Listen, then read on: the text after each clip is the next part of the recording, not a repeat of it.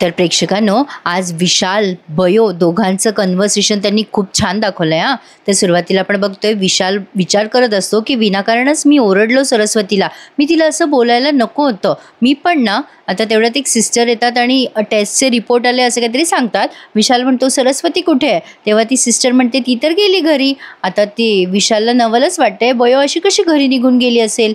आता तो विचारच करतो. तेवढ्यात तिथे इरा येते. इरा म्हणते, विशाल अरे. आता विशाल म्हणतो, काय ग सरस्वती कुठे आहे इरा? आता इरा म्हणते, ती ती गेली घरी. माहित नाही, काहीतरी काम होतं तिचं म्हणून ती घरी गेली आहे. का रे, तुला काय काम होतं तिच्याशी? आता विशाल त्या इराशी काहीच बोलत नाही आणि तो म्हणतो, सिस्टर तुम्ही चला पुढे, मी आलोच. आता त्या सिस्टर निघून जातात. तेव्हा इरा विशालला पुन्हा म्हणते, की विशाल थांब ना रे. अरे आपला विषय अर्धवटच राहिला बोलायचा.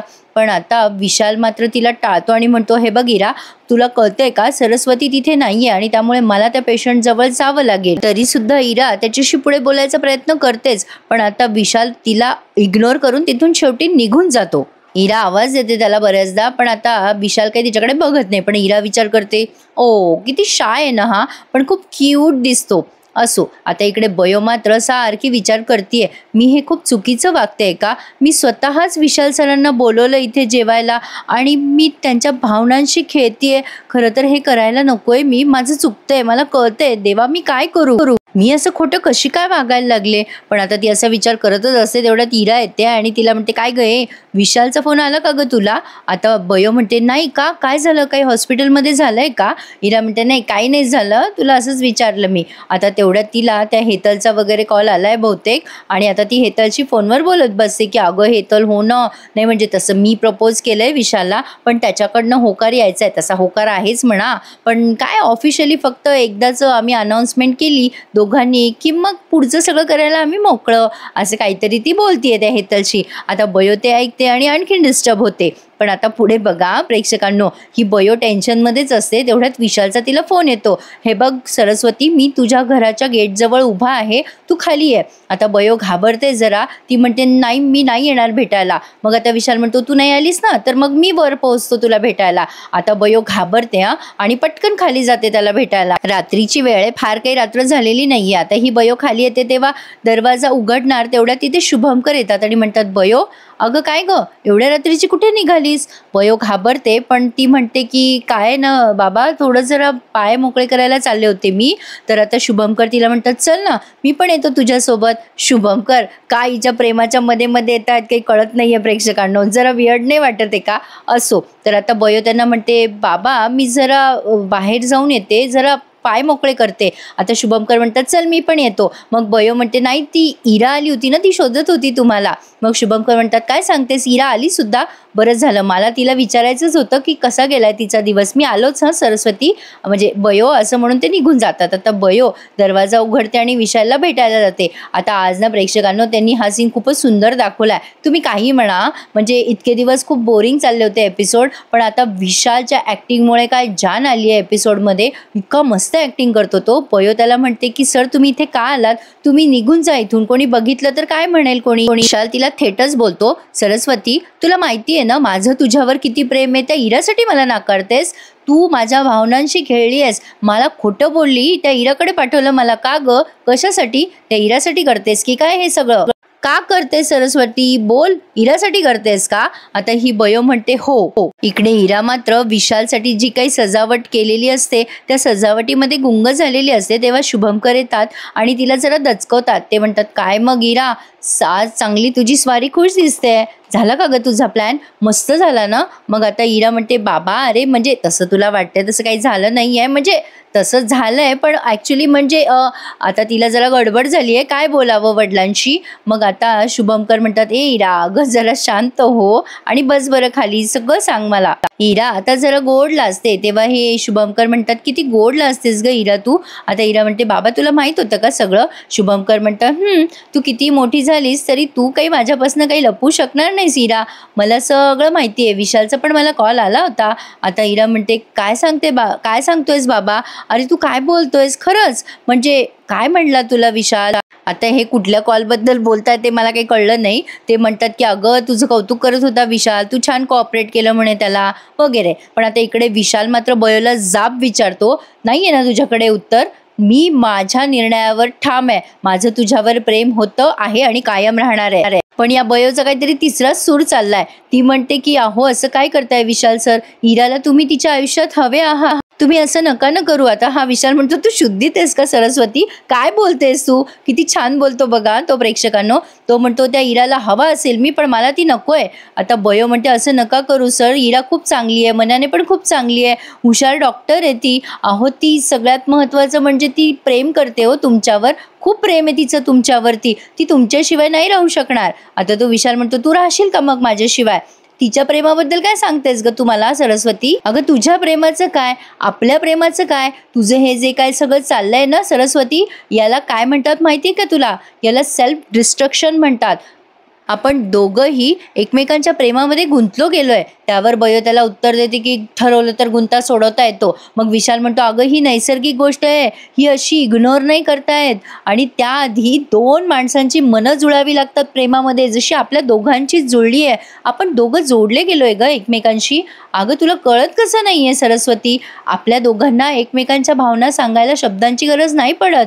तुझ्या डोळ्यात मी सगळं काही वाचू शकतो ग. अगं आपल्या दोघांचं सुख आपण दोघं सोबत राहण्यामध्ये, हे तुला का समजत नाहीये. आता बयो तरी सुद्धा निरुत्तर झालीये, पण आता विशालला मात्र बयोचा राग यायला लागलाय. साहजिक आहे ना प्रेक्षकांनो, म्हणजे हिला त्याग करायचा आहे म्हणून याने कशासाठी त्याग करावा. बयोचा निर्णय मला तर अजिबात पटलेला नाहीये. ठीक आहे बयोवरती खूप प्रेशर आहे, तिला हे सगळं करावं लागतंय कारण ती बिचारी आधी सावत्र म्हणून यांच्या घरात राहते. बयोच्या अडचणी आपण समजू शकतो प्रेक्षकांनो, पण तरी सुद्धा हा बयोचा निर्णय मला सेन्सिबल वाटत नाहीये. तर आता शुभमकर आणि इराचं ते बोलणं त्यांनी मध्ये दाखवलंय. इरा त्याला थँक्यू म्हणते, तर ते शुभमकर म्हणतात बापाला थँक्यू म्हणतेस का ग. तर आता ही इरा म्हणते तसं नाही रे बाबा, पण मला ना विशाल खूप आवडतो आणि विशालने ना आज ज्या प्रकारे सगळं हँडल केलंय ना, तुला काय सांगू मी, मला ना त्याच्याबद्दल खूप आदर वाटतो. मग आता शुभमकर म्हणतात मला हेच हवं होतं बाळा, तुला ना म्हणजे तू खूप मॅच्युअर डिसिजन घेतलायस, मला त्यामुळे आनंद होतोय खूप. तू विशालला मदत करतेस, त्याचं कौतुक करतेस, हेच तर हवं होतं मला, त्यामुळे मी ना प्रचंड खुश आहे. तर आता इरा म्हणते तुला खरं सांगू का बाबा, मी विशालमुळे खूप इन्स्पायर होते रे. मला मनापासून वाटतं की तो माझ्यासाठी एकदम परफेक्ट जोडीदार आहे, म्हणजे तोच एकटा आहे. तर आता शुभमकर म्हणतात तू बोललीस का त्याला. इरा म्हणते बाबा त्याच्या डोळ्यात दिसतं मला. मग आता शुभमकर म्हणतात तुम्ही मुलं कधी मोठी झालीत मला कळलंच नाही. इरा बेटा खूप खुश राहा आणि मी कायम तुझ्या सोबत हे लक्षात ठेव, तुझा निर्णय मला आवडलाय. आता इरा म्हणते बाबा मला पण हेच हवं होतं आणि मी खूप नशीबवान आहे, मला तुझ्यासारखा बाबा मिळाला. शुभमकर म्हणतात मी पण नशीबवान आहे, मला विशाल सारखा जावई मिळणार आहे. पण आता मात्र ही बयो विशालला इग्नोर करत म्हणते की हे सगळं करायला माझ्याकडे वेळ नाहीये. आता विशाल खूप चिडतो. सरस्वती 1000 वेळेला सांगितलंय मी तुला, तुला जेव्हा खोटं बोलायचं असतं ना तेव्हा तू नीट बोलत जा, निदान माझ्या डोळ्यात बघून तरी बोल ग. मला तुझं मन वाचताय तर सरस्वती हे विसरू नकोस. बयो म्हणते मला आता सध्या काहीही बोलायचं नाहीये यावर. तुम्हाला जर वाटत असेल ना की मी सुखी राहावं तर तुम्ही इराला आनंदाने स्वीकार करा. इरा खुश तर मी खुश. आता ही एवढंच बोलते आणि निघून जात असते. आता विशालला राग आलाय तिचा खूप. विशालला वाटते की एवढी कशी स्वार्थी होऊ शकते. आता मात्र तो तिचा हात खूप जोरात घट्ट धरतो, इतका घट्ट की तिला त्यामुळे वेदना व्हायला लागतात. आता बयोच्या डोळ्यात आलंय पाणी. विशाल म्हणतो काय बोललीस आत्ता, इरा खुश तर तू खुश का, ठीक आहे तर मग आता हे पण मी तुझ्या मनासारखंच वागणार आहे सरस्वती. एक गोष्ट लक्षात ठेवायची, या सगळ्यामध्ये तुला आणि मला जो काही त्रास होणार आहे ना तो भोगायला तयार राहा. आता तुला माझ्या म्हणजे आपल्या प्रेमाचा खेळ खंडोबा करायचा आहे ना तर तयार हो खेळ खंडोबा करायला. आता मी पण तयार आहे हे सगळं करायला. पण लक्षात ठेव सरस्वती, या सगळ्यामध्ये आपल्या प्रेमाची मात्र हार होणार आहे, तुझी माझी. लक्षात ठेव हे सगळ्यामध्ये हरणार आहोत आपण दोघं जण. या सगळ्यामध्ये त्रास होणार आहे तो आपल्या दोघांना. लक्षात येते ना तुझ्या सरस्वती, तुला आणि फक्त मला. ठीक आहे तुझी इच्छा आहे ना असं करायचं, होऊ देत मग. ठरलं तर मग मी पण करेल तुझ्यासाठी वाटेल ते. सरस्वती आता तयार राहा तुला होणाऱ्या त्रासासाठी, असं म्हणून त्याने आता बयोचा हात सोडून दिलाय. प्रेक्षकांनो हा बिचारा काय करेल सांगा बरं मला. आता ही जर जिद्दीला झाली आहे की त्या इराला सुखी ठेव वगैरे वगैरे, आता हिला त्यागच करायचा आहे, आता तो तरी काय करेल. त्यामुळे आता मला विशालचा निर्णय पटलाय. त्याने ठरवलंय की आता बयोला त्रास द्यायचा, जेणेकरून ही तिच्या तोंडाने कबूल करेल की माझं प्रेम आहे तुमच्यावर. बघूयात आता असं एका पॉइंटला नक्की होणार आहे, कारण बयो हे सगळं सहन करू शकणार नाहीच आहे.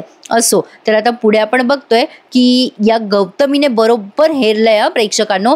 गौतमी अतिशय स्मार्ट बाई त्यांनी दाखवलेली आहे आणि ती कधीही कितीही गुन्हे केले तरी पकडली जात नाही, त्यामुळे ती किती स्मार्ट आहे याचा अंदाज तर आपण लावू शकतो. असो, तर आता इरा स्वतःच्या मनाशीच बडबडतीये, विशाल माझ्यावर प्रेम करत असेल का, नसेल करत का, आणि ते दोघांच्या नावाची इनिशियल ती बनवत असते, विशू वीरा असं काहीतरी तिच्या मनाशी बडबड करते. आता ही गौतमी येऊन तिला दचकवते आणि म्हणते, इरा काय करतेस ग, खूप खुश दिसतेस. आता इरा म्हणते, हो मी खुश आहेच, पण मी ना तुझ्याशी नंतर बोलते, तू झोप आता. पण आता गौतमी तिला थांबवते आणि म्हणते, इरा खाली बस, मला बोलायचं आहे तुझ्याशी. आता इराची इच्छा नसते तरी पण इरा बसते जबरदस्ती तिथे खाली.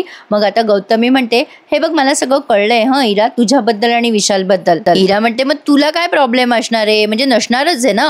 आता गौतमी म्हणते, ठीक आहे तर मग मला प्रॉब्लेम नाहीये, पण माझ्या प्रश्नांची उत्तरं दे. इरा म्हणते, कसले ग प्रश्न मम्मा. आता गौतमी म्हणते, तुझ्यात आणि बयोत किती फरक आहे ग. इरा म्हणते, तू बरी आहेस ना मम्मा, काय बोलतेस तू, अगं ती कुठे मी कुठे, तिची आणि माझी तुलना करू नकोस. अगं माझी तिची कम्पेअर होऊ शकत नाही. गौतमी म्हणते, अगं मग सांग ना काय फरक आहे. मग आता ही इरा म्हणते, अगं खूप फरक आहे, जमीन आसमानाचा.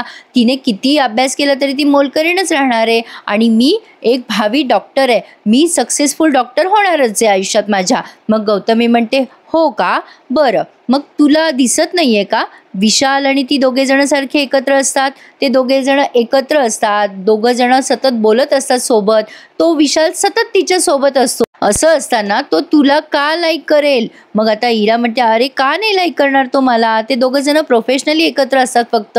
अरे विशालच्या डोळ्यामध्ये माझ्याबद्दल प्रेम दिसतं ना मला. अगं त्याने माझ्यासाठी आणलं होतं फूल, हे सगळे म्हणजे त्या दिवशी सुद्धा त्याने पुष्पगुच्छ मला दिला, तो माझ्यावर प्रेम करतो. आता गौतमी डोळे मिटून घेते आणि म्हणते, हे बघ इरा, या सगळ्या प्रकरणामध्ये ना मला मोठी गडबड दिसते. आता इरा म्हणते, कसली गडबड ग मम्मा.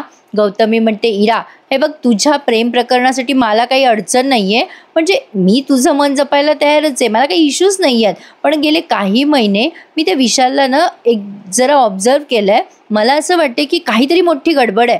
तू आधी कन्फर्म कर की त्या विशालला तू आवडतेस की नाही आणि त्याचं तुझ्यावर प्रेम आहे की नाही. इरा म्हणते, तुला काय म्हणायचंय, कन्फर्म कर म्हणजे काय. आता गौतमी म्हणते, हे बघ इरा, तुला आता माझा राग येईल, पण मी तुझी आई आहे, लक्षात ठेव, मला चांगलं वाईट कळतं, तुझ्या काळजीसाठीच मी बोलतीये हे सगळं. हे बघ विशाल कधी तुला आतापर्यंत डेटवर वगैरे घेऊन गेलाय का नाही, किंवा त्याने स्वतःहून तुला कधी त्याच्या भावना अशा सांगितल्या का, त्याचं प्रेम व्यक्त केलं का त्याने तुला. हे बघ इरा, मला या गोष्टींचा अनुभव आलाय आणि माझ्या अनुभवावरूनच मी तुला सांगते की आधी त्या विशालचं तुझ्यावर प्रेम आहे का ते आधी कन्फर्म कर आणि मग पुढे जा. हे बघ इरा, उगाचच कशाला बोलेल ग मी तुला हे सगळं, मी तुझी आई आहे ना शेवटी, माझ्यावर विश्वास ठेव इरा, मी तुला फक्त सावध करतेय. आता तेवढ्यात इरा पुढे काही बोलणार तर बयो एकदम येते. मग इरा तिच्यावर चिडते आणि म्हणते, काय मॅनरलेस आहेस ग तू, तुला कळत कसं नाही, दरवेळेला अशी एकदम घुसते, तुला लॉक नाही का दाराला नॉक नाही का करताय, म्हणजे दार वाजवता नाही येत का असं म्हणते ती. मग आता बयो सॉरी म्हणते. आता गौतमी तिला सांगते की इरा मी जे सांगितले त्यावर विचार कर, असं म्हणून गौतमी निघून गेली आहे. आता बयो तिचा अंथरूण टाकत असते तेव्हा इरा तिला धमकी देते. प्रेक्षकांनो, बयो आधी तिच्याकडे बघत असते कारण इरा तिच्याकडे सारखी पाहत असते. बयो म्हणते, काय झालं इरा तुला. आता इरा म्हणते, मी तुला म्हटलं का माझे प्रॉब्लेम सॉल्व्ह कर, तू माझ्या गोष्टींमध्ये इंटरफेअर नको करत जाऊ. आता बयो म्हणते, अगं काळजी वाटली म्हणून विचारलं तुला इरा. मग इरा म्हणते, मला तुझ्या काळजीची गरज नाहीये, तुला शेवटची वॉर्निंग देते मी, यापुढे माझ्या कुठल्याही पर्सनल गोष्टीमध्ये इंटरफेअर जर केलंस तर माझ्या इतकी वाईट कोणी नाही, सोडणार नाही मी तुला बयो, लक्षात ठेव. आता बयो जरा घाबरली आहे, पण आता पुढे आपण बघतोय की म्हणजे हा भाग त्यांनी इथेच पूर्ण केलाय प्रेक्षकांनो. आता जरा मालिकेची स्टोरी मला इंटरेस्टिंग वाटायला लागली आहे, कारण या लव्ह स्टोरीचे काय परिणाम होतील पुढे ते बघूयात. आता इरा ठरवते की विशालकडनं कन्फर्म करायचं की तो खरंच तिच्यावर प्रेम करतो की नाही, म्हणून तिने एक डिनर डे टाकली आहे आणि ती हे सगळं तिच्या मित्रमैत्रिणींना आणि आरवला सांगत असते. बयो आता ॲडमिट झालेल्या मुलीला सांगत असते की असं कोणावरही प्रेम करू नये, जे आपल्या नशिबात आहे ते आपल्याला मिळत नसतं, त्यामुळे आपलं आयुष्य खराब होतं. विशाल म्हणतो, बरोबर बोललीस तू, माझं आयुष्य ऑलरेडी खराब झालंय, तू म्हणतेस ना सरस्वती, एका व्यक्तीमुळे जग संपत नाही, पण माझं जग ऑलरेडी संपलंय हे लक्षात ठेव हं. आता बयोला तो इमोशनल ब्लॅकमेल करतोय. बघूयात आता पुढे लव्ह स्टोरी कशी सरकते. प्रेक्षकांनो, तुम्हाला रोज म्हणत असते मी, माझ्या या रिव्ह्यूला लाईक करा, पण मनमोकळेपणाने लाईक करणारे खूप कमी प्रेक्षक दिसतात मला. असं करू नका. ॲटलिस्ट मनमोकळेपणाने एक लाईक द्यायला काहीच हरकत नाहीये तुम्हाला. काय ना प्रेक्षकांनो, खूप वाईट वाटतं. एवढ्या वर्षापासून आपण काम करतो आणि एवढी साधी अपेक्षा, म्हणजे अगदी साधी, म्हणजे कामाची पोचपावती मिळावी म्हणून, बाकी दुसरं काही नाही. असो, काय म्हणणार यापुढे मी फक्त रोज म्हणू शकते की आजचा एपिसोड आवडल्यास लाईक करा, शेअर करा आणि सबस्क्राईब करायला विसरू नका. बाकी काहीच म्हणणार नाही. धन्यवाद.